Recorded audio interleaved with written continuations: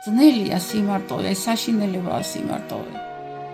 2002 წელს გარდამეცვალა დედა და ქმარიც. აღარა ვარ, აღარც ძლიერი და აღარც არაფერი. 61 წლის ნატალია უკვე დიდი ხანია აღარ იბრძვის ბედნიერებისთვის.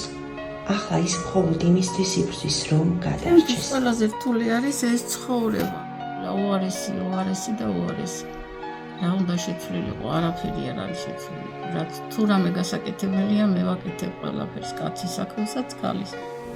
ოდესღაც ნატალია ოჯახზე ოცნებობდა, მაგრამ სიყვარულის ნაცვლად მას ტკივილი, დამცირება და შიში ერგო. მოდიხარ სახში და რო გადახედავ კარებში რო შემოხვალ და არც არავინ ხვდება, არც არაფერი. ნატალიას შვილები არ ხავს. არავინაა, ვინც მის კარზე დააგაგუნებს. არავინაა, ვინც კითხავს, დღეს როგორ ხარ? ყოველ დღე ის უფასო სასადილოში მიდის. არა ჩვევის გამო, არამედ იმიტომ, რომ სახლში პურის ერთი ნაჯერიც კი არ აქვს.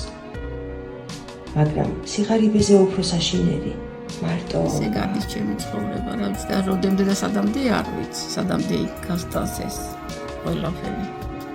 კვანძები მაქვს, ფარული ჩიყვი მაქვს. მერე წამალს რო გამოგიწერს ექიმი როგორ უნდა იყიდო. ყველაზე კარგი გემრიელი ტკბილი მქონდა ბავშვობა. სხვა არაფერი, მეტი არაფერი რა იყო ეს ჩვენი განვლილი ცხოვრება, არც არაფერი ბრძოლაში და ომში გავატარეთ მთელი ცხოვრება.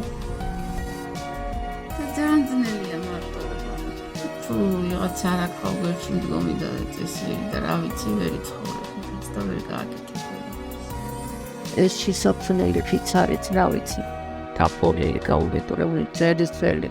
მეშინია მაღლასისა, ვერავდივარ მაღლა, რომ არ ჩამოიგდეს და არ ჩამოიგდეს. დღეს ჩვენ შეგვიძლია ნატალიასთვის იმ ოჯახად ვიქცეთ, რომელიც მას არასოდეს ყოლია. გადარიცხეთ ნებისმიერი თანხა ჩერნოვეცკის ფონდის ოფიციალური საიტის მეშვეობით.